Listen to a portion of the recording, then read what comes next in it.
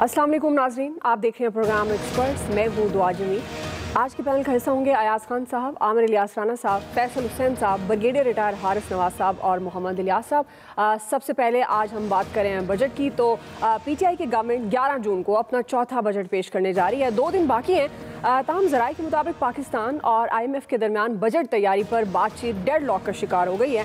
Government आइंदा budget में बिजली, गैस और नए टैक्स ना लगाने का ऐलान कर चुकी है और आवाम को बड़ा रिलीफ देने का दावा भी कर रही है, लेकिन IMF ताहाल तयशुदा शराइत पूरी करने का मुतालबा कर रहा है और बजट में बिजली, गैस और 200 अरब के नए टैक्स लगाने पर जोर दे रहा है। खबरें ये आ रही हैं कि वज़ीर ख़जाना शौकत तरीन साहब ने IMF के मुतालबात को नाकाबिल कबूल करार देते हुए मुतअद्दिद शोबों को दी गई मुकम्मल टैक्स छूट ख़त्म करने की शर्त भी मानने से इनकार कर दिया है। ज़राए का ये भी कहना है कि वज़ीर ख़जाना की जानिब से IMF को मुतबादिल प्लान दिया गया है, जिसमें टैक्स वसूली बढ़ाने के मुतबादिल ज़राए, बिजली और गैस महंगी किए बगैर नुकसान कम करने की यकीन दहानी कराई गई है। इसी मुनासबत से पहला सवाल है एक्सपर्ट्स के लिए। आमिर साहब, मैं आपसे आगाज़ करूँगी। वफाकी बजट को लेकर आपके ख्याल में क्या गवर्नमेंट टैक्स छूट पर IMF को कायल कर पाएगी? बात यह जी कि जब हमारे पास अपनी चादर से ज़्यादा पाँव फैलाने की आदतें पड़ी हुई हैं और सब हम कर्ज़ों पे पलते आ रहे हैं, स्टेट पलती आ रही है और फिर वो फ़ी कस आमदनी का जो ड्रामा होता है, तो फिर आपको जब आप मांगने जाते हैं तो शराइत भी माननी पड़ती हैं। और शौकत तरीन साहब अब आए हैं हफीज़ शेख की जगह पे, और पिछले वज़ीर ख़जाना से IMF मुतमईन थी, लेकिन फिर जो भी गड़बड़ हुई और अब शौकत तरीन साहब को लाए हैं तो उनकी टीम अब बात कर रही है और उनके साथ भी मतलब कल तक परसों तक कुछ ना कुछ तो पैचअप हो ही जाना है। और जो कर्ज़ देता है वो कोशिश पूरी करता है कि अपनी शराइत पूरी मनवाए, लेकिन अपने कर्ज़ लेने वाले को वो छोड़ता नहीं है, ताकि सूद का जो कारोबार है और जो पैसा है कर्ज़े का और मईशत में अपनी मर्ज़ी की, जैसे फेटफ में हम फंसते हैं, वो ये सारे दायरे एक दूसरे के साथ मुंसलिक होते हैं कि अगर IMF की आपके पास क्लियरेंस नहीं है, ये मैं आम आदमी के लिए बात कर रहा हूँ, तो आपको दुनिया का कोई बैंक और एजेंसी जो है जो लैंडिंग करते हैं, जो कर्ज़े देते हैं, वो भी नहीं देते कि जी आप तो उस प्रोग्राम से सस्पेंड है, तो यहाँ पे भी फंस जाते हैं। तो वो बड़ी चौमुखी किस्म की बात हो जाती है। और गवर्नमेंट के लिए मसला ये है कि ब्रिगेडियर साहब बैठे हुए हैं, जैसे इनके जहन में है कि 30 जून की डेट तक बेहतर हो जाएगा, तो गवर्नमेंट के लिए अपने लिए खुद भी पायमानदन न जाए रफ्तन कि क्या करें कि एक तरफ जो हुकूमत कर चुके हुए हैं, अब वो जितने मर्जी अदाद शुमार लोगों को बता दें कि दुनिया में इतनी महंगाई हुई है, लेकिन आम आदमी के लिए महंगाई बहरहाल पाकिस्तान में नाकाबिले बर्दाश्त हो चुकी हुई है, बल्कि मिडिल क्लास भी फारिग हो चुकी हुई है इस महंगाई से। और जो इश्यूज़ हैं वो प्राइम मिनिस्टर के भी जहन में है, लेकिन चूंकि वो नाबल थे सारी गवर्नेंस से और दावे और वादे उन्होंने टीम के किए थे, और वो टीम जितनी इकट्ठी की असद उमर से लेकर अब तक, वो सबको खुद ही ज़ीरो करते रहे और सब आने वाले दूसरे को ज़ीरो करते रहे। जैसे शौकत तरीन ने आने से पहले बता दिया था कि 3.25 साल झक मारी गई है और अब वो नया सिस्टम लेके आएंगे। अब IMF कह रही है जी पेंशन पे भी 7.5% टैक्स लगा लें। ये नए टैक्सों को छोड़ दें। जो टैक्स छूट की आपका सवाल है कि वो कहाँ पे आप किसी को छोड़ेंगे, वो तो पेंशनर्स को लगा रहे हैं। बहरहाल गवर्नमेंट ये तय कर चुकी है कि जैसे 1 से 19 ग्रेड वालों को गुर्बत के एक अलाउंस 25% दिया है, तो 2 तरह की बात हो रही है कि जी या तो वो भी चला रहे और वो 22 वालों को भी दे दिया जाए, 20 से 22 भी, और साथ बेसिक में 10% इजाफा और अडाक रिलीफ 15 दे दिया जाए। लेकिन उसके लिए ज़ाहिर है प्राइम मिनिस्टर ये सोच रहे हैं कि किसी भी तरीके से लोगों को मुतमईन किया जा सके, वो कोशिश कर रहे हैं। जो हमारे पास डॉक्टर अताउर रहमान साहब की नामी एक मखलूक है, उन्होंने एक बिल्कुल नाबगैर रोज़गार तजवीज़ दी हायर एजुकेशन के लिए, क्योंकि वो पहले लोगों को एजुकेशन में भेज के और पिछले फंड्स अवेलेबल नहीं थे, निकल गए कि जी हर टेलीफोन कॉल पे 1 रुपया टैक्स लगा दें। आप अंदाजा करें, लोग पैकेज पे बात कर रहे होते हैं, चाहे वो फिक्स मंथली दे रहे हो, मतलब उन्होंने कहा जी इतने अरब रुपए आएंगे और मैं एजुकेशन की ये कर दूंगा और वो कर दूंगा। ये नहीं सोच रहे कि फिर पैसे टैक्स कितने होंगे। डॉक्टर वकार मसूद फौरन बोल पड़े कि नहीं सर, ये नाकाबिले अमल तजवीज़ है। वरना ये जो जिन्होंने साइंसी महाज पे जो बकौल डॉक्टर फैसल के जन्म देना था ना, इतने इतने पैसे लगा के और यहाँ पे वैक्सीन बनवानी थी, ये वो काम तो नहीं कर सके, जो बन रही थी वो भी खत्म हो गई, लेकिन अपने धंधे के लिए नई से नई तजवीज़ ज़रूर लाते हैं। गवर्नमेंट कैसे निकलेगी, ये 2 दिन बड़े अहम है, कोशिश कर रही है, और हमें भी दुआ करनी चाहिए कि गवर्नमेंट IMF से अच्छा पैकेज ले ले, बजाय हमारे ऊपर बर्डन डालने के कुछ डिले करवा ले। सही जी। अयाज साहब, आपको लगता है IMF से गवर्नमेंट अच्छा पैकेज ले पाएगी? दो, एक तो आपने राना साहब से पूछा नहीं है किस डॉक्टर फैसल की बात कर रहे थे, डॉक्टर फैसल सुल्तान की या डॉक्टर फैसल हुसैन की? मुझे लगता है दोनों की कर रहे थे, क्योंकि ये doctor Faisal MSc DSc Oxon, यहाँ हमारे पास ऑक्सफोर्ड वाले सारे फंसे हुए हैं ना, हम उन्हीं के हाथ से। ठीक हो गया। अच्छा, आप जाहिर है जो जिससे कर्जा आपने लिया उसी की टीम को आपने उनसे निगोशिएशंस के लिए भेज दिया कि जी ठीक है कर्जा आपने देना है, ये बंदे आपके ही। वो जो बात होती है ना IMF का बजट और IMF का सारा, तो वो उन लोगों ने तो जाहिर है आपका और मेरा तो नहीं सोचना था, उन्होंने तो IMF का ही सोचना था, क्योंकि उसके बाद नौकरी वहीं मिलती है, यहाँ नौकरी की ज़रूरत भी नहीं होती उन्हें, क्योंकि यहाँ नौकरी मिल भी जाए तो उतने पैसे नहीं मिलते जितने वहाँ से मिल जाते हैं।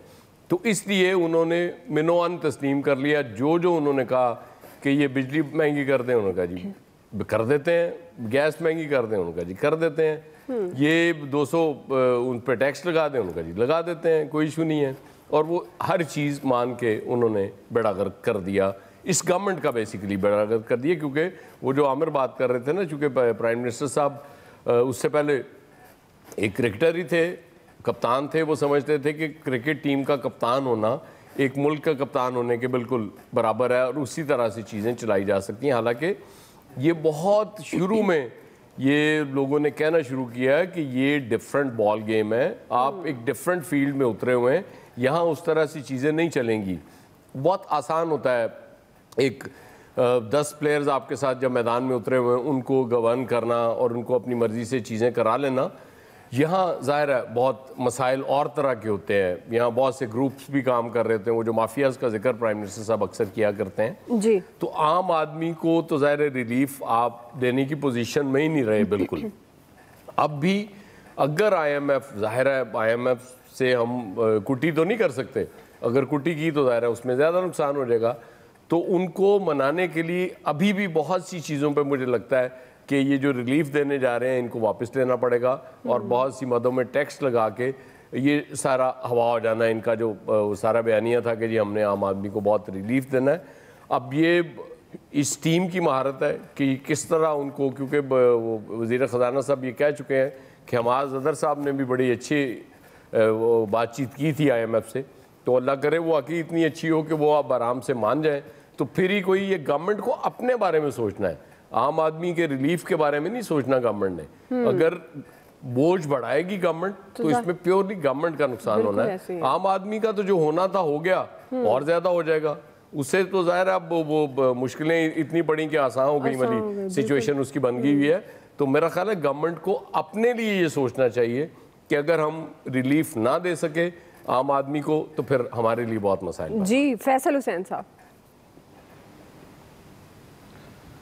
सबसे पहले तो आमिर भाई का शुक्रिया कि जल्द बादे खुशी से या बादल ना ख्वास्ता ये हमारी बात मान लेते हैं, तस्लीम कर लेते हैं। अताउर रहमान के बारे में तो आप गवाह, हम कब से क्या क्या बातें कर रहे हैं।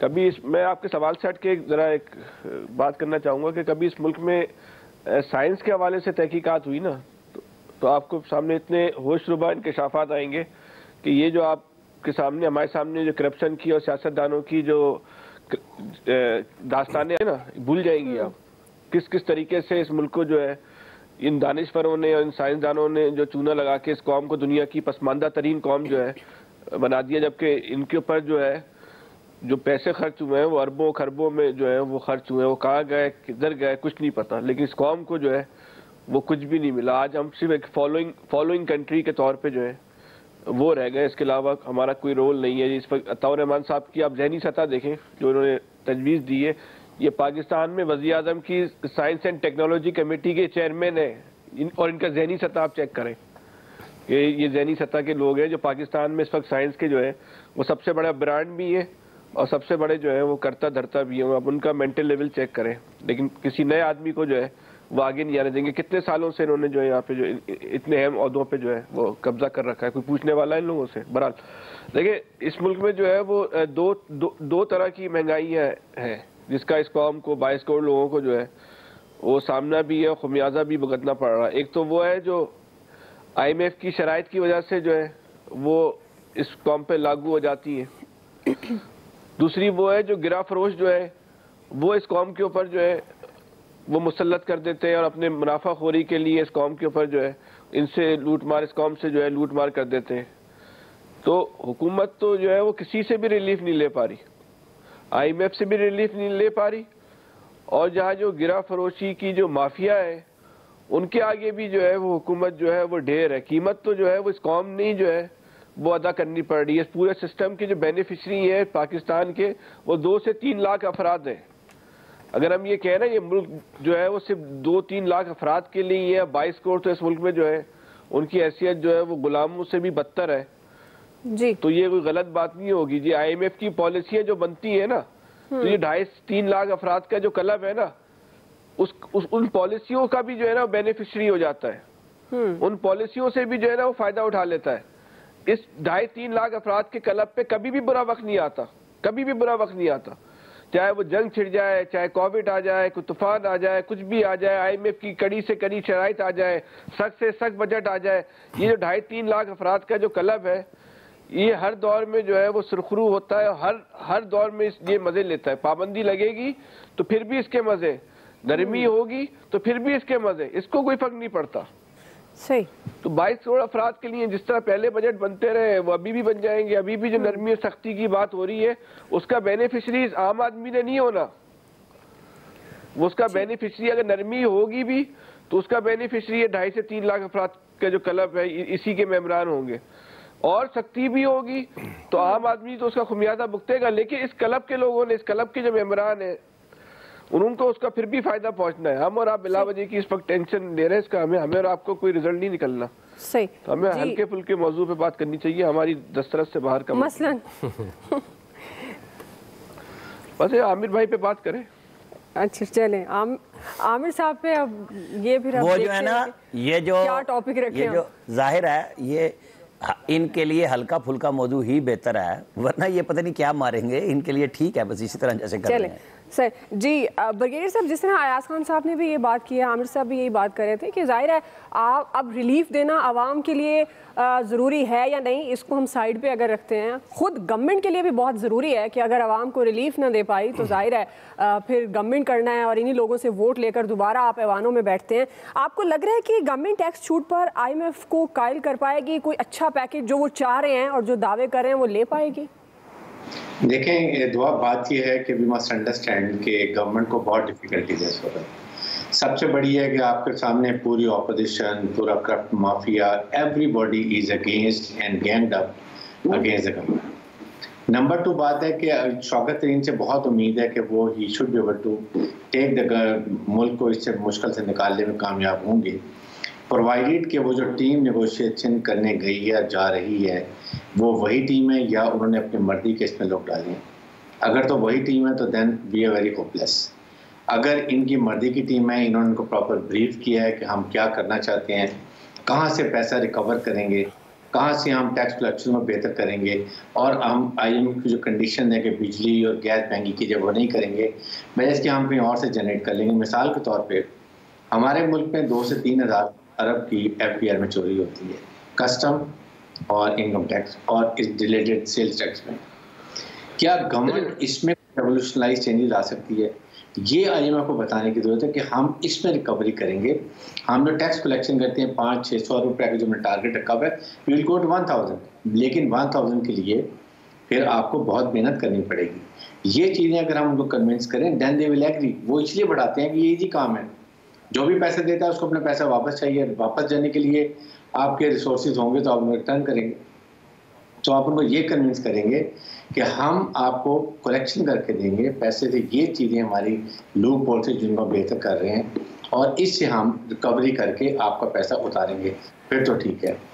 अदरवाइज भी आप देखें, याद रखें, आप जब एक न्यूक्लियर मुल्क हैं और आप जिस तरीके से अभी जा रहे हैं, आपको IMF गवर्नमेंट ऐसे बड़ी आसानी से नहीं छोड़ देता। ये वो कहेंगे जब बैंकक्रप्ट हो गए, we have to fight our case with logic और कन्विंस के साथ, और उसके साथ साथ हमने ये भी उनसे बात करनी है कि हम बिल्कुल देंगे पैसे, हमने देने, हमने आपसे लिया हुआ है और ये हमारे रिसोर्सेज हैं, हम इस तरीके से आपको रिकवर करके देंगे।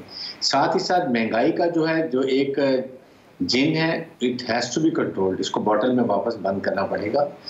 ये मैं तो हमेशा बात करते हैं, अमर साहब भी जिक्र करते हैं, ऑनेस्टली आई फील कि ये बजट बहुत हुकूमत का टेस्ट है। अगर इसमें नाकाम होते हैं तो ये 31 दिसंबर तक इस हुकूमत का चलना मुश्किल हो जाएगा। अवाम बहुत परेशान है, चाहे आप सरकारी मुलाजमिन लें या गरीब तबका लें, जिस तरीके से इसमें पिस रहे हैं। आज एग्रीकल्चर की बात भी हो रही थी, प्राइम मिनिस्टर ने मेरे में काफ़ी अच्छी मीटिंग की है, जिस पे मैं देख रहा था कि वो इसमें काफ़ी अब किसानों के लिए काम कर रहे हैं। आई विश के चाइना से नया सामान ले आएँ, नए इम्प्लीमेंट लेकर आएँ, ताकि इकोनॉमिक इंजन हमारा एग्रीकल्चर है इसको करें। जो मुल्क फूड ग्रेन में सेल्फ सफिशिएंट होता है वो कभी भी भूख से नहीं मरता, याद रखें। और 90% लोगों की यही है। बाकी 5% लोगों के लिए ये सब कोई पैसा आता है, लोन आता है, ये उधर ही चला जाता है। साहब, आज आपने डरा दिया है, क्योंकि आप हमेशा ही बड़े पॉजिटिव होते हैं जब भी गवर्नमेंट की हम महंगाई की बात करते हैं, गवर्नमेंट की पॉलिसीज पे बात करते हैं और खासतौर पर मईशत पे बात करते हैं। आज मुझे लग रहा है आप भी मायूस हो गए हैं कि आज भी है। नहीं, वो कह रहे हैं कि अगर ना हो सका ये टेस्ट केस है। आई एम एक्सपेक्टिंग, शौकत तरीन से बहुत उम्मीद है मुझे इस बजट में। देखें, ये एक हमें सबको उम्मीद करनी चाहिए, हम सब पीपल्स पार्टी के भी वजीर खजाना थे जी, बिल्कुल थे, लेकिन उस वक्त जो head of the state government कोई और था, उस पर इमरान खान नहीं था। देखिए, हेड ऑफ गवर्नमेंट ब्रिगेडियर साहब 50% तनख्वाहें पीपल्स पार्टी ने लास्ट ईयर में बढ़ाई थी और फारिग हो गई थी। लेकिन बढ़ाई थी, उसके साथ किया क्या था?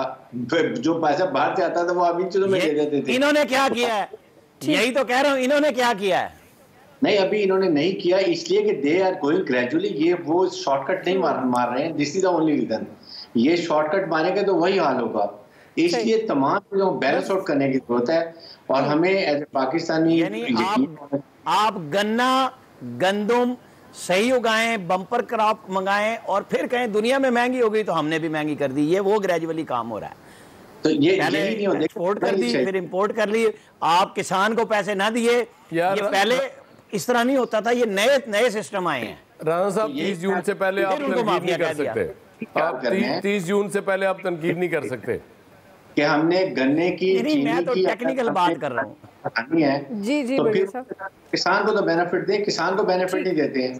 जो हम बात करते हैं 2000 की गन्ना मान देते हैं किसान को, बाजार से इंपोर्ट करते हैं तो बाहर से तो आप 2800 की देते हैं। तो ये 2-300 और किसान को फायदा दे दें, उसको डीएपी में फायदा दे दें, यूरिया में फायदा दें। तो दिस इज द थिंग। ये आप इस वक्त मेरे ख्याल में आज बड़ी अच्छी मीटिंग हुई है, मुझे बड़ी खुशी हुई इसको देख के। Let's hope for the best.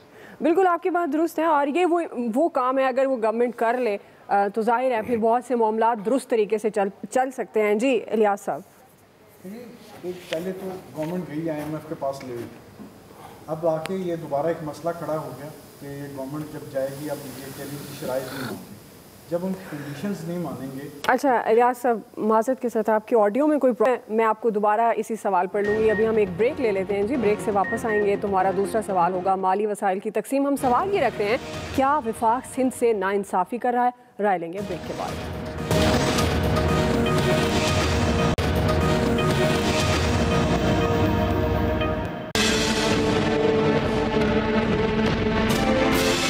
ये डिसेंटिंग नोट इंशाल्लाह हम कल जमा कराएंगे और मैंने रिक्वेस्ट की है प्राइम मिनिस्टर से और उस फोरम से कि उस डिसेंटिंग नोट को इस NEC की कार्रवाई का हिस्सा बनाएं ताकि ये रिकॉर्ड में रहे। हम अपना जो आईनी हक है NEC के अंदर या CCI के अंदर अनफॉर्चुनेटली बाय कंसेंसस डिसीजन नहीं होते, बाय मेजॉरिटी होते। हम अपना सूबे की आवाज़ इधर उठाते हैं आके। यहाँ पे भी करप्शन की बातें बहुत हुई हैं ना, लेकिन ना कोई केस बनता है, ना कोई आगे जाता है। आपस में कमेटियाँ बना के उनको रिजॉल्व करने की कोशिश करते हैं, हमें वो इदारों की तरफ भेज देते हैं। हम उनको फेस कर रहे हैं, हमारा काम है, हम अपने सूबे के हक से पीछे नहीं हटेंगे। नाज़रीन, बजट में तरक्याती स्कीम्स और फंड्स कम देने पर सिंध और विफाक के दरमियान लड़ाई मजीद बढ़ती जा रही है। दोनों जानिब से बयानबाजी और इल्ज़ाम तराशी उरूज पर है। वज़ीर आला सिंध ने आज फिर विफाक को आड़े हाथ लिया, कड़ी तनकीद का निशाना बनाया। इल्ज़ामात उन्होंने लगाए सक्खर हैदराबाद मोटरवे की तामीर में ताख़ीर पर उन्होंने बरहमी का इजहार किया और तरक्याती कामों के लिए 25% हिस्से का मुतालबा करते हुए ये बताया है कि फाइनेंस डिवीजन ने पंजाब के लिए 15 अरब, खैबर पख्तूनख्वा के लिए 66 अरब, बलूचिस्तान के लिए 18 अरब जबकि सिंध के लिए सिर्फ 1.5 अरब रुपए मुख्तस किए हैं। साथ ही वज़ीर आला सिंध मुराद अली शाह ने यह भी इल्ज़ाम लगाया कि PTI गवर्नमेंट कम वोट मिलने पर सिंध के आवाम से बदला ले रही है, अपना हक मांगे तो मुकदमात बना देते हैं। 70% रेवेन्यू देने वाले सिंध को ये कहा जाता है कि विफाक के पैसे पर चौधराहट नहीं करने देंगे। उन्होंने विफाक को मुखातिब किया और खबरदार करते हुए ये कहा है कि मजीद नाइंसाफ़ी बर्दाश्त नहीं की जाएगी, सिंध में ईस्ट इंडिया कंपनी ना बनाएं, हम भरपूर मज़ाहमत करेंगे। अयाज खान साहब, मैं आपसे आगाज़ करूँगी। जिस तरह से वज़ीर आला सिंध मुराद अली शाह खासे बरहम है और वो कह रहे हैं कि 2 पाकिस्तान ना बनाएं, अब हम मज़ाहमत करेंगे, आपके ख्याल में ये जो माली वसाइल की तकसीम है वाकई विफाक सिंध से नाइंसाफ़ी कर रहा है? जी, ये बड़ा दिलचस्प मुल्क है हमारा और हमारे सियासतदान भी बड़े दिलचस्प है। एक बात बड़ी मज़े की उन्होंने कि जी वो चूँकि वोट नहीं दिए थे सिंध के लोगों ने PTI गवर्नमेंट को, इसलिए वो उनसे इंतकाम ले रहे हैं। यही इंतकाम हमें कराची में नज़र आता है पीपल्स पार्टी की गवर्नमेंट की तरफ से, चूँकि वहाँ से भी वोट नहीं मिले पीपल्स पार्टी को, इसलिए चूँकि उनका वोट बैंक अंदरूने सिंध है, कराची नहीं है, इसलिए वो हम नज़र आ रहा होता है कि खर्च भी सारा वहाँ कर रहे होते हैं। मुझे लग रहा है कि थोड़ा सा मुराद अली शाह साहब कुछ उससे क्रीज से बाहर निकल के ज़्यादा खेल रहे हैं। ज़ाहिर है वो उन्होंने एक हवाला दिया भी है कि जब हमारे ऊपर वो इल्ज़ामात होते हैं तो करप्शन के केसेस में हमें इदारों की तरफ भिजवा दिया जाता है, ख़ुद ये कमेटी खेल लेते हैं और चीज़ें फारिग कर देते हैं। और ये मुतालबा उनका या ये शिकवा नाजायज़ नहीं है, ये हमें नज़र भी आ रहा है, क्योंकि जहाँ तो अपना बंदा होता है वो गवर्नमेंट उस पर एक हद से आगे नहीं जाती। और अभी एक केस चल ही रहा है, उस पर कमेटी बनती है और उसके बाद ये बातें भी हो रही हैं कि जी वो ज़मानत भी कंफर्म हो जाएगी और बाकी मामलात भी ठीक हो जाएंगे, इसलिए कोई टेंशन वाली बात नहीं है। लेकिन इतना ज़्यादा जितना ये मुराद अली शाह साहब कह रहे हैं, जो फेडरल गवर्नमेंट कह रही है वो तो उससे बिल्कुल उलट बात कर रही है, कोई इतना फ़र्क हमें नज़र नहीं आ रहा। उसमें ये पंजाब के हवाले से इल्ज़ाम लगा रहे थे कि जी पंजाब को भी बहुत ज़्यादा मिल रहा है, KP को अगर ज़्यादा मिल रहा है अपने उससे ज़्यादा तो वो बिल्कुल नाइंसाफ़ी है, नहीं देना चाहिए। क्योंकि अगर आप किसी एक सूबे को जहाँ पे आपकी 2/3 मेजॉरिटी भी है इतना ज़्यादा कर देंगे तो ज़ाहिर है वफाक की इकाइयाँ जो है ना उनको नाराज़ नहीं करना चाहिए, बैठ के चीज़ें, क्योंकि वो पीपल्स पार्टी की गवर्नमेंट समझती है कि वहाँ चूँकि इनके MNS जीते हुए हैं कराची से, तो ये वहाँ खर्च अगर उनके थ्रू करेंगे तो पीपल्स पार्टी के तो हाथ कुछ भी नहीं आएगा, पहले भी नहीं है। तो मेरा ख्याल है ये मिल बैठ के चीज़ें ज़्यादा बेहतर अंदाज में तय करनी चाहिए। जी ब्रिगेडियर साहब, देखें दुआ बात यह है कि सबसे पहले हमारे सिंध के सूबे को एक बात रियलाइज़ करनी चाहिए, अगर आपकी और फेडरल गवर्नमेंट की कन्फ्रंटेशन है और परसिस्ट कर रहे हैं कि आप उनके साथ जिद लगाई हुई है, तो उस नुकसान किसको हो रहा है? Who wants more funds? Sindh government. अवाम सिंध के सफ़र कर रहे हैं तो हमें प्रॉब्लम हो रही है, इसलिए फेडरल गवर्नमेंट से ज़्यादा सिंध के सूबे को, यहाँ की गवर्नमेंट को ये सोचना चाहिए और एक स्टेप आगे लेके फेडरल गवर्नमेंट से बात करनी चाहिए। ये एक सबसे अहम बात है। और जो भी फंड्स कमिटमेंट किए गए हैं वो देने चाहिए। मेरे ख्याल में KPK में जो पैसा ज़्यादा गया, मुझे शक पड़ता है कि शायद ये बिकॉज ऑफ फाटा का जो एरिया मर्ज हुआ है उसके डेवलपमेंट हो सकता है वो पैसा, I am not very sure ये हो सकता है। तो सिंध को ये जो कन्फ्रंटेशन और ये बात जो कहना ना सिंध की, पंजाब की, ये हमें ऐसी बातें अब नहीं करनी चाहिए। इससे दुश्मन के नैरेटिव को तकवीत मिलती है। आई एम श्योर कि ये एक इनएडवर्टेडली बात होगी, it's not a plan at all, I do understand, मैं ये रहता हूँ। और मुराद शाह बड़े समझदार चीफ मिनिस्टर हैं, सो ये चीज़ों का ख्याल करते हुए they should approach, they should have a working relationship, और उससे अगर हालात बेहतर हो जाए तो फिर मेरे ख्याल में सूबे को भी फायदा होगा और ये कन्वर्टाइज की पॉलिसी भी खत्म हो जाए। सही जी। फैसल हुसैन साहब,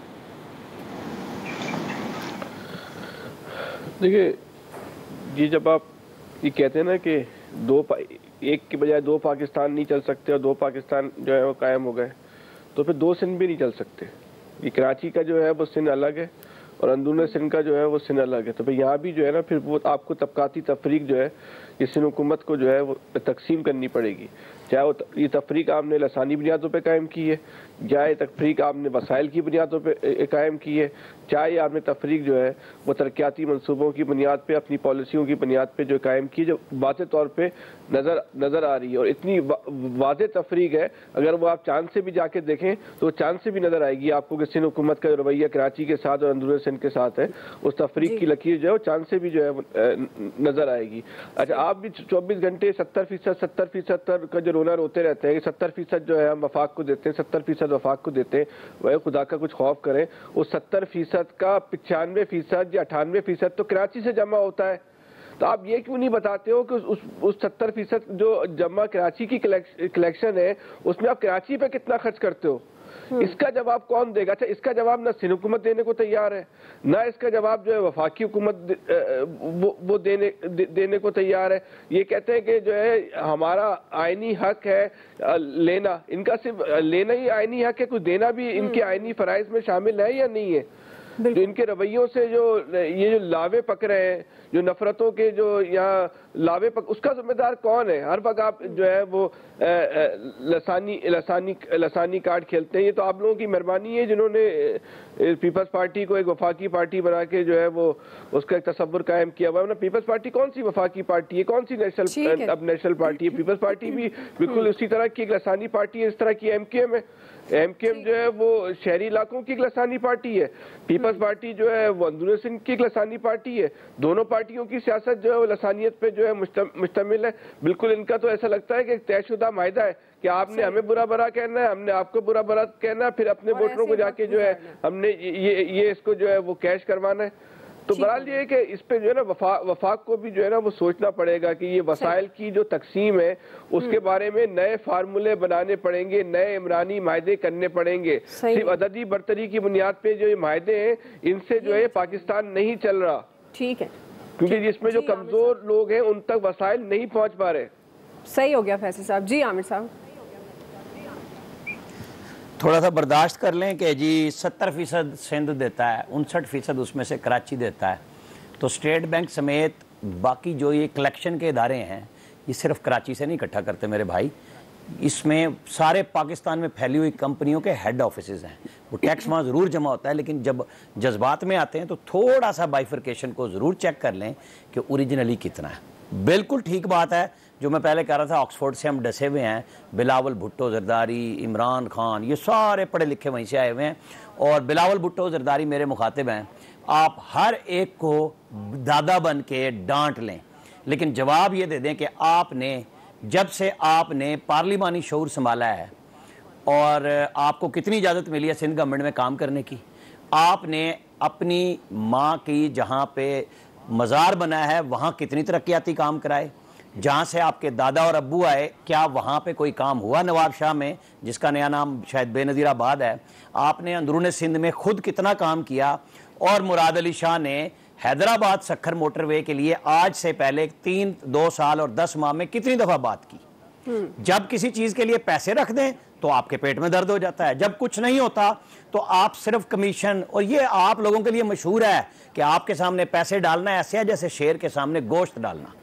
ये वैसे किसी मुल्क ने जरदारी साहब के बारे में कहा था, लेकिन सिंध में भी तो यही कुछ हो रहा है ना।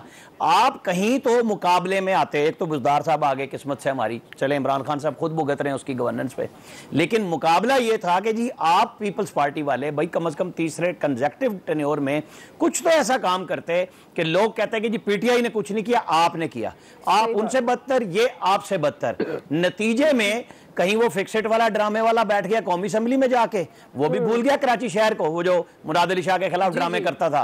सारे के सारे ड्रामेबाज इकट्ठे हुए हैं और सिंध के अवाम मजमूई तौर पे आप देखें ना, जब हम कराची शहरी सिंध की बात करते हैं तो अंदरूनी सिंध में कौन सी दूध शहद की नहर बह रही है, वहां पे कौन सा काम हुआ है? जो काम किया विफाक से जाके किया, अंदरूनी सिंध से जीत के आने वाले, सिंध में हुकूमत करने वाले, उन्हें ना अंदरूनी सिंध कुछ दिया, ना कराची शहर को दिया, ना हैदराबाद को दिया। हैदराबाद वाले यूनिवर्सिटी तरस रहे हैं। मतलब कमाल की बात है, जब ये लोग, अब मोटरवे शुरू हुई है, छोटी सी बात और, अब जब ये पंजाब में आने लगे ना जल्दी से जल्दी, हैरान हो गए हैं लोग। वो फिर जाके ये जो ड्रामे करते थे ना जी पंजाब खा गया, अब क्लियर हुआ है कि पंजाब ने खाया नहीं, पंजाब ने लगाया है। पंजाब में डेवलपमेंट उसी पैसे से हुई है जो सिंध में वडेरे अपने घरों पे ले गए, वो हुक्मरान बने। और इमरान खान साहब को अगर कुछ दिलचस्पी थोड़ी सी रह गई है कि उन्हें इंतखाबी निज़ाम में वापस आना है, तो कराची के लिए हो या सिंध के लिए हो, इनको ओपन डिबेट पे लाएं, लाइव डिबेट पे लाएं, इन्हें गंदा करें। जो असद उमर तकरीरें कर रहे हैं उनको वो जवाबन गंदा करेंगे, लोगों को सच पता लग जाएगा झूठ क्या है, सच क्या है, पैसे कोई दे रहा है या सिर्फ दोनों हमसे ड्रामे कर रहे हैं। सही है जी। इलियास साहब, एक बात कहनी अगर आप मुझे पहले सवाल आपकी इजाज़त से एक बात करना चाहें जी फैसल साहब क्विकली। बस मुझे आमिर साहब को ज़रा शुक्रिया अदा करना था, और सारी बातों में हमारी जो है ना उन्होंने तायद करना शुरू कर दिए। पीडीएम से पहले इनकी पीपल्स पार्टी के बारे में ना ख्यालात बड़े मुख्तलिफ थे, पीडीएम के बाद से निकलने के बाद इनके ख्यालात वही हो गए जो हमारे पहले थे। बहुत शुक्रिया आमिर भाई इस पे आपका, बहुत बहुत शुक्रिया। छोटे मियाँ पहले भी सिंध के बारे में मेरे यही तासुरात थे। मैंने कहा था कि वजीर आला सिंध के घर का घेराव करें, ये मैं 10 दफा इसी प्रोग्राम में कह चुका हूँ। पीडीएम जन्म में नहीं आया। इलियास साहब को बात करने दें, इलियास साहब को बात करने दें। भूले हुए होते हैं, इलियास साहब को बात, हर चीज भूले हुए होते हैं रटे हुए सबक की तरह। मुझे तो याद है जो मैंने कहा है। जी इलियास साहब देखें जी, मुराद अली शाह साहब जो बोल रहे हैं इसमें कुछ बात तो है कि सिंध को पंजाब को कम मिला। उस दिन पंजाब असम्बली में भी लोगों ने, अपोजिशन ने शोर मचाया था कि पंजाब को भी कट लगा है। जो डेवलपमेंट फंड्स में हैं, जो स्कीमें हैं, वो जाहिर है वो चीख रहे हैं इसी बात पर कि जो दूसरे सूबों को केपी को ज़्यादा दिया जा रहा है, इस तरह बलूचिस्तान को भी मिलना चाहिए, पंजाब को तमाम इकाइयों को बराबर देना चाहिए, जो भी है मुनसफाना तकसीम होनी चाहिए फ़ंड्स की, और डेवलपमेंट की जो स्कीम्स हैं वो लेके आनी चाहिए ताकि पता चले सूबे जो अगले बजट में हैं उनको वसाइल मिलें, मुकम्मल तौर पर मिलें पीएसडीपी में, ताकि ये मुकम्मल तौर पर अपनी डेवलपमेंट कर सकें। अब जाहिर है इस तरह जब कम मिलेगा, वफाक को एतबार नहीं है सिंध पर, तो इस पंजाब में क्यों कम दिया जा रहा है, इस पर अपोजिशन ने शोर मचाया है। ज़ाहिर है जब कम फंड्स मिलेंगे तो ज़ाहिर वो चीखेंगे। पंजाब को अगरचे 13 स्कीमें मिली हैं रोड्स वगैरह की और इसमें डैम्स वगैरह की, इसमें मज़ीद जो है सिंध को भी देनी चाहिए। तो ये जो तरीक़ाकार है इसको वाज़ेह करना चाहिए, शफाफ बनाना चाहिए वसाइल आबादी के हिसाब से लोगों को, ताकि उसका फ़ायदा मिले। वफाक को चाहिए मुकम्मल तौर पर इसको देखें, जो NFC का फार्मूला है उसको भी देखें, उसमें दोबारा उसको देखें, उस पर बातचीत करें, मुज़ाकरात करें, और इसको प्राइम मिनिस्टर साहब को चाहिए कि वसाइल की तकसीम मुकम्मल तौर पर दी जाए लोगों को, तमाम जो सूबे की बुनियाद पर आबादी के लिहाज से पसमानदगी के हिसाब से जो भी फार्मूला बनाएं उसके मुताबिक, ताकि लोगों को आसानियाँ मिलें। अगर इस तरह करेंगे तो लोगों को ज़ाहिर है आपस में एक दूसरे में नफरत पैदा होगी। तो ये सूरत हाल है, ये इसको देखना चाहिए। अगर एक बंदा बोल रहा है तो वो किसी वजह से बोल रहा है, तो जाहिर है सिंध में भी जाना चाहिए, मुकम्मल तौर पर डेवलपमेंट का काम होना चाहिए। अंदरून सिंध की हालत देख लें आप, कराची की हालत देख लें, वो दिन ब दिन ख़राब होते जाएंगे। जब नई इन्वेस्टमेंट आएगी तो इसी तरह सूरत हाल ख़राब होगी। तो डेवलपमेंट के जब काम हो तो सियासतदान वगैरह तो इस तरह बोलते रहेंगे, लेकिन काम तो अक्सर आवाम के लिए चाहिए ना। अगर फंड्स कटते हैं तो इस तरह, जिस तरह जैसे पहले कह रहे थे पहले सवाल में कि IMF के पास नहीं जाएंगे, वो हमें जो अगली किस्त देगा, अगर नहीं देगा हमारा प्रोग्राम स्टॉप कर देगा। अगर स्टॉप करेगा तो उसमें हमें, अगर यहाँ कट लगा के जो किस्त देते हैं उसमें कम कर देंगे तो हमें कर्जा तो उसी तरह देना पड़ेगा। नुकसान किसको होगा? आवाम को। आवाम पर टैक्स मजीद लगेंगे। इनको चाहिए अनडॉक्यूमेंटेड सेक्टर है उसकी तरफ जाएं, अपने वसाइल बढ़ाएं अंदर से, बजाय उनके पास जाने पर उनके, वो भी यही कहते हैं कि अपने वसाइल बढ़ाएं। तो जाहिर है जिन पर टैक्स लगा उस पर मजीद बोझ डाला जा रहा है। बिल्कुल जी। अगर वज़ीर आला सिंध कुछ इल्ज़ाम लगा रहे हैं वफाक पर या खबरदार भी कर रहे हैं कि ऐसा नहीं करना चाहिए आपको, अगर ऐसा करेंगे तो ये होगा, तो प्राइम मिनिस्टर साहब की ये जिम्मेदारी बनती है कि वो उनके तहफ़्फ़ुज़ात को दूर करें। अगर वो इल्ज़ाम दुरुस्त हैं या नहीं, दोनों सूरतों में पाकिस्तान, सिंध जो है वो पाकिस्तान का हिस्सा है। राय आप जान चुके हैं एक्सपर्ट्स की। ब्रेक लेते हैं, ब्रेक से वापस आएंगे। तीसरा सवाल हमारा डहर की ट्रेन हादसे से मुतल्लिक होगा। हम सवाल ये रखेंगे, क्या वज़ीर रेलवे के खिलाफ भी कार्रवाई होगी? राय लेंगे ब्रेक के बाद। इतना बड़ा वाकया हुआ है, जनाब मिनिस्टर साहब खड़ा हो जाता है, कोई कागजी ओहदेदार नून लीग का खड़े हो जाता है, तो वो सिर्फ और सिर्फ अपनी सियासत चमकाने के लिए खड़े हो जाते हैं कि गरीब अवाम की जिंदगी का तहफ़्फ़ुज़ ही नहीं है जब वो रेलवे पे चलते हैं। जनाब मिनिस्टर साहब ने कहा कि वो दुख का इज़हार करते हैं, हम उनका दुख नहीं चाहते हैं, उनको दुख के इज़हार नहीं चाहते, हम इनसे जवाब चाहते हैं। ट्रैक पर जहाँ पर हादसा हुआ उसकी मेंटेनेंस के पैसे करप्शन की नजर हुए, लेकिन आज कोई पूछने वाला नहीं होगा। कमीशन पे कमीशन बनता है, वो कमीशन सिर्फ कमीशन खाने के अलावा कुछ नहीं करते।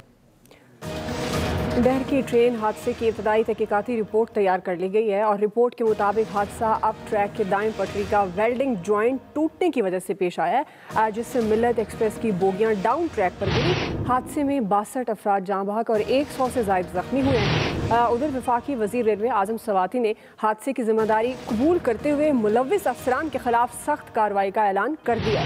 ताहम वफाकी वज़ीर इत्तलात फवाद चौधरी ने यह वाज़ेह किया है कि हादसे की रिपोर्ट मिलने के बाद जिम्मेदारों के खिलाफ फौरी और सख्त एक्शन लिया जाएगा। आमिर साहब, मैं आपसे आगाज़ करूंगी। सवाल यह है, आपके ख्याल में क्या डहर की ट्रेन हादसे की जिम्मेदारी कबूल करने पर वफाकी वज़ीर रेलवे के खिलाफ भी कार्रवाई हो सकती है? ऑल्दो उन्होंने शर्त रख दी है इस्तीफ़े के लिए भी। वो कहते हैं कि मैं इस्तीफ़ा दे दूंगा अगर मुझे ये यकीन हो कि वो जाँ बहक अफराद वापस आ जाएंगे। आज एक कार्टून आया है और वो बड़ा मज़ेदार कार्टून है कि इसके ज़िम्मेदार अंग्रेज़ हैं। वो मलका बरतानिया वैसे तो नहीं ना आने दे रही अपने साहबजादे को, तो इस केस में टांग दें उसे, क्योंकि उन्होंने ट्रेन यहाँ पे डाल दी थी इस मुल्क में, क्योंकि ज़िम्मेदारी तो साहब का आन किया है। और जो आपने हवाला दिया वज़ीर, अगर इन्हें साकिब निसार साहब वो ढील ना देते, जिस केस में इन्होंने बतौर वज़ीर साइंस एंड टेक्नोलॉजी एक गरीब को मारा पीटा था गार्ड्स के ज़रिए, तो ये इस तरह की हरकतें ना करते, ये बयान इस तरह का ना आता कि अगर वो वापस आ सकते हैं तो मैं रिज़ाइन दे दूं, तो फिर फांसी वाले भी वापस आएँ, फिर वो जिनके साथ जुल्म होता है उनका जुल्म वापस हो जाए, तो मैं भी माफ़ी मांग लूँ और दूसरा तीसरा भी कर ले। ये इस तरह का काम कर रही है ये गवर्नमेंट। जैसे हमारा रिपोर्टर अगर कोई खबर मिस कर दे तो उससे पूछे ना, तो कहता है ये तो पीएम ने फैसला किया था। तो फिर हम कहते हैं यार पीएम ने तो सारे मुल्क के फैसले किए हैं, तो एक ही रिपोर्टर रख लें पीएम का, फिर आपकी छुट्टी कर देते हैं। अरे भाई, जब आपके पास एक चीज आ गई लिखी हुई, आपने सिर्फ उसका जवाब देना है कि मैंने इस पे ऑर्डर क्यों नहीं किया था, मैंने किसको बताया था। जिम्मेदारों को सामने लाएं, वरना ठीक है कायदे आजम भी इसके जिम्मेदार हैं क्योंकि मुल्क बना के दिया था, अंग्रेज भी जिम्मेदार है क्योंकि ट्रेन डाली थी, और हम सब जिम्मेदार हैं क्योंकि हमने वोट डाले थे। सही जी। अयाज साहब, नहीं, कार्रवाई तो सिर्फ ट्रेन के खिलाफ आपने भी किया था आमिर भाई। ट्रेन की गलती है कि वो उस पटरी पे गई क्यों जो वेल्डिंग से जोड़ी गई थी।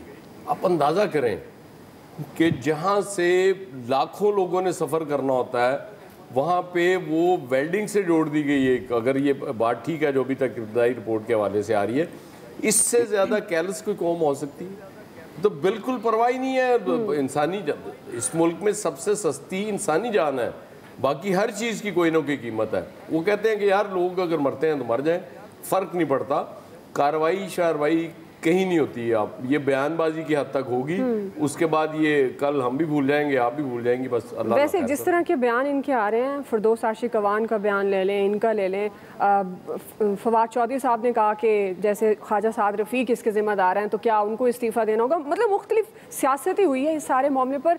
तो इस पर तो हम एक वैसे सेगमेंट कर सकते हैं कि इतने गैर जिम्मेदाराना बयानात क्यों देते हैं वज़रा। जी इलियास साहब, सवाल की तरफ ही आएंगे। आपके ख्याल में वफाकी वज़ीर रेलवे के खिलाफ कार्रवाई होगी या नहीं? यहाँ तो कुछ होते नज़र नहीं आ रहा, क्योंकि पहले जब पीटीआई अपोजिशन में थी तो उस टाइम तो फ़ौरन इस्तीफ़ा मांगा करते थे कि किश्ती भी अगर डूब जाती तो वो प्राइम मिनिस्टर इस्तीफ़ा दे देता। तो यहाँ तो इनके खिलाफ तो अभी तो कोई कार्रवाई नहीं हुई, इनको तो ट्वीट के ज़रिए भेजा गया था। अब ये सारी चीज़ें जो पहले बता दी गई थी, डीएस रेलवे ने, इंस्पेक्टर जनरल ऑफ रेलवे ने बता दी गई थी कि यहाँ खराबियाँ हैं, तो इनको चाहिए थे पहले उनको कर लेते। गर्मियाँ आई थी तो मौसम की वजह से भी लोहा फैलता है, रॉड वगैरह उधर आपस में जो थे वो ख़राब हुए थे, सिस्टम ख़राब हुआ था, तो उसका उनको चाहिए था कि उसको एड्रेस करते, उसको सही करते। लोगों की जानें चली गई, अब जानें तो वापस नहीं आएंगी, ना वो इस्तीफ़ा देंगे। वैसे शर्म आनी चाहिए इनको, काफ़ी ज़्यादा अफसोसनाक बयान है इनका। ब्रिगेडियर साहब देखें दुआ, ये बहुत ही गैर जिम्मेदाराना बयान हैं जो दिए गए हैं, ऐसे नहीं देने चाहिए। और जो सबसे बड़ी बात है कि रेलवे मिनिस्टर ये कहना चाहिए कि मैं इमीडिएटली इंक्वायरी ऑर्डर कर रहा हूँ विच विल 7 to 10 days, और अगर इसमें जिसकी भी नेग्लिजेंस है वो that head will roll including myself. और मैं I leave it that is in the prime minister Pakistan जब उनको इंक्वायरी जाती है। इसमें देखिए सबसे बड़ी जिम्मेदारी जो है वो चीफ ऑपरेशन जो इनका ऑफिसर होता है वो है, उसके बाद जो इनके चीफ इंजीनियर है और डीएस रेलवे जो सब करके है, जिसको पैसा भी मिल गया था, फंड मिल गया था, रिपेयर नहीं की गई है। और साथ ही साथ अगर प्राइम ये जो आपके मिनिस्टर रेलवे के, अगर इनको ये इंफॉर्मेशन थी कि ये ट्रैक ख़राब है, उनके होते हुए पैसा अप्रूव है जो चीफ इंजीनियर ने भेजा था डीएस रेलवे को, then he is also responsible. और हमें रिस्पॉन्सिबिलिटी एज ए कमांडर्स जिस लेवल के भी हों कभी शिरक नहीं करनी चाहिए, ओन रिस्पॉन्सिबिलिटी। क्योंकि जब आप क्रेडिट लेते हैं blood base cut, and that is more important.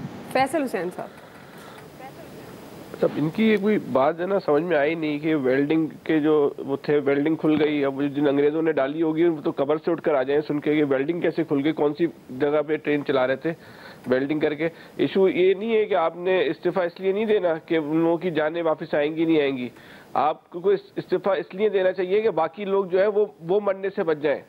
मतलब आपको जब आपके पास ये रिपोर्ट आ चुकी थी कि इसमें हादसा हो चुका है, तो उसके बाद तो फिर ये ट्रेन चलाने पर इस्तीफे का इशू नहीं है। जो हमने कल भी बात की थी, इनके खिलाफ तो जो है ना फिर कत्ल का जो है ना मुकदमा दर्ज होना चाहिए। और अभी भी आप उन ट्रैक पे जिसके बारे में आपके पास रिपोर्ट है कि वहाँ हादसे हो सकते हैं, आप ट्रेन चला रहे हैं, पर इतना बड़ा सफाकाना और जालमाना इकदाम उठाना, इसके लिए जो दिल चाहिए कि कमाल है कि अभी भी कोई सूरत हाल का नोटिस नहीं ले रहे। ठीक है फैसल, आपका पॉइंट आज के एक्सपर्ट से इतना ही। फीडबैक दीजिएगा, ख्याल रखिएगा।